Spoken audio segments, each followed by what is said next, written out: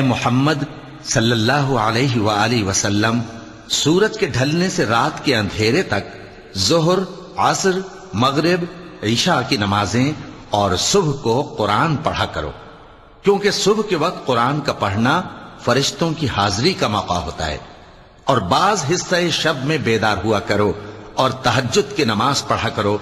ये शब खेजी तुम्हारे लिए एक इजाफी अमल है। उम्मीद है कि अल्लाह तुमको मकाम महमूद पर फाइज फरमाए। और कहो कि ऐ परवरदिगार, मुझे मदीने में अच्छी तरह दाखिल कीजो और मक्के से अच्छी तरह निकालियो, और अपने हाथ से जोर और कुव्वत को मेरा मददगार बनाइयो, और कह दो कि हक आ गया और बातिल नाबूद हो गया। बेशक बातिल नाबूद होने वाला है। दोस्तों, दुरूद शरीफ पढ़ कर आगे शेयर करें। ये खूबसूरत वीडियो सिर्फ आपके लिए।